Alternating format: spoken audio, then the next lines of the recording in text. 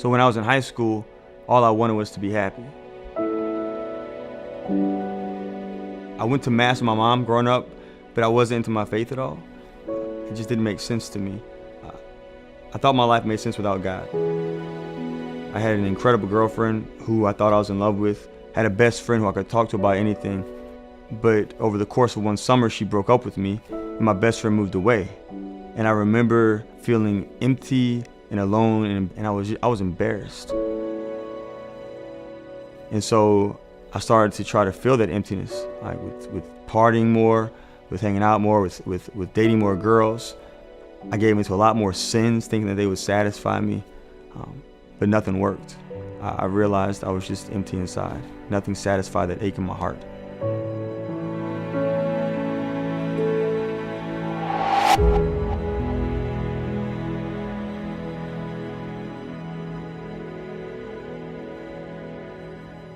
During my college years, I wanted reasons for my faith, and so I went to school just to learn more about my faith. But when I got there, it seemed like the answers that I received were things that just made me question even more.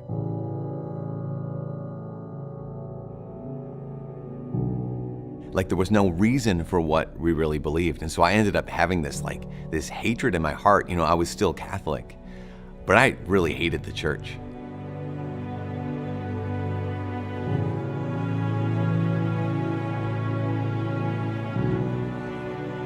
I even became a missionary after college, a full-time missionary in Central America. The mission I went to was super Catholic, and I got down there and I just was so angry at the church.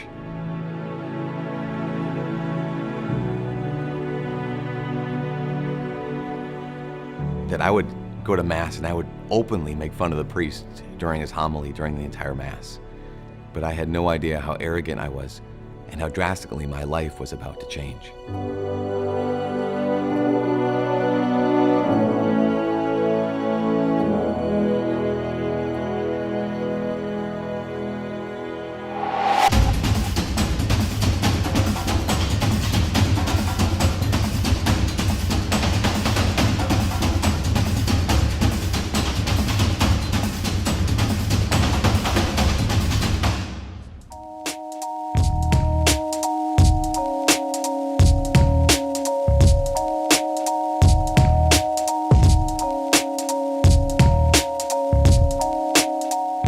A friend of mine started to see how unhappy I'd become, and so she invited me to go on a retreat with her. But I didn't want to go. Like, I did not want to go on this retreat because I wanted nothing to do with the church. I didn't think that the church could tell me anything. I didn't think that the church had anything to offer me. But I went, and I remember telling God, "You better make something happen on this retreat, or else I'll leave the church forever."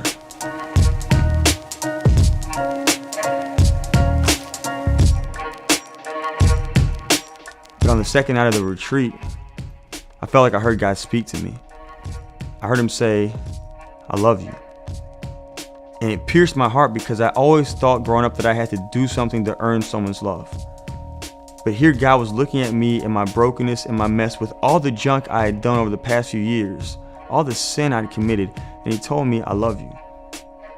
I asked him, "What is your will for me?"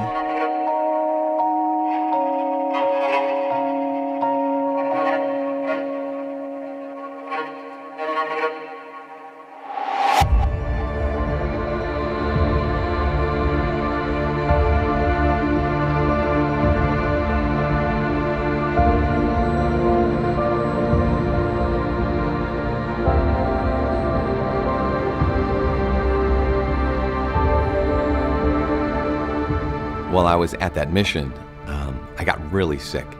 So sick that they thought I was going to die. So someone called the priest, and as I was lying there in that bed, in walked the man that I had made fun of for weeks now at every single Mass. And without hesitating, he rushed to my bedside and he gave me the anointing of the sick, and he gave me Holy Communion. And I remember lying there thinking, maybe I was wrong. Maybe this man really does know who Jesus is. Maybe this is all true. That began this process of asking questions in a really deep way. and finding the answers for the first time. And as I found those answers, something in my heart and in my mind changed, and I realized that I was not only falling in love with God, I was falling in love with His church that He gave us.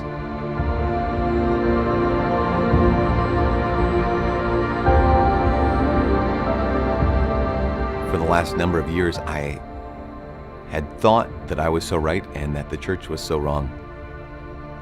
But the priest had answers to questions that I had never heard. And for the first time in my life, I experienced the joy of being wrong. I remember being in front of the Eucharist one day, praying. And I was getting ready to get married to an amazing woman.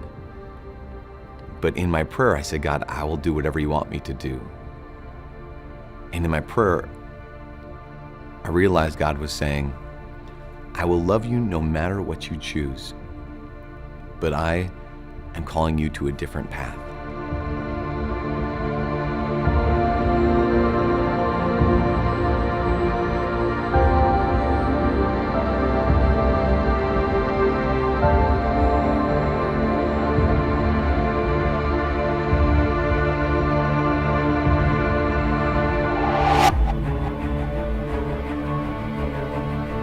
After the retreat, I started going back to church more. And the more I spent time praying with Jesus in adoration, the more it made sense to me what He was calling me to do.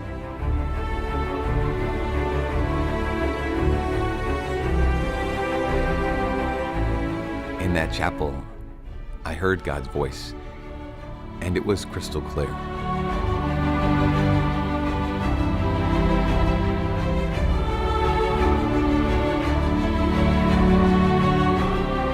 I said to Him, Lord, I hear you calling me, and I will follow you.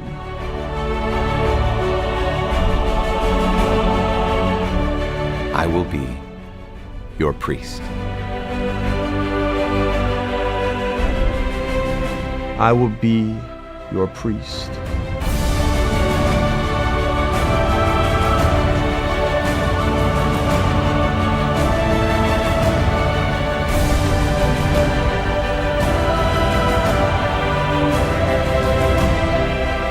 It's never boring. It's never the same thing. It's never just kind of normal. It is the most important thing that I could do with my life.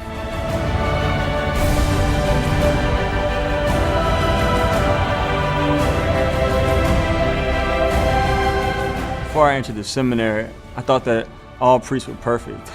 Then I got to seminary and I quickly realized I'm broken. I'm so broken.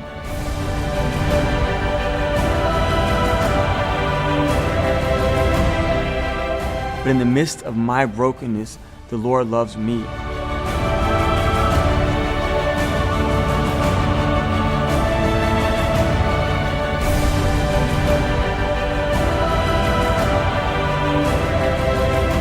As a father, as a priest, I get to heal God's children. As a father and a priest, I get to feed God's children. In fact, all of the sacraments that are given to us by priests, they're the role of the father, of giving life and of healing and of feeding.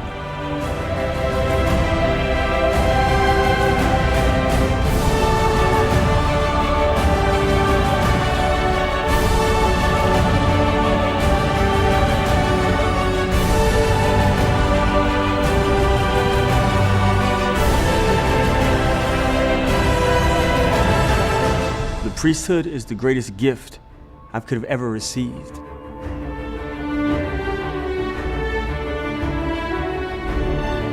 I am unworthy to be a priest. Every time I'm at the altar and every time I say the Mass, the universe is changed. The world is different because of what God has done and continues to do through the Mass.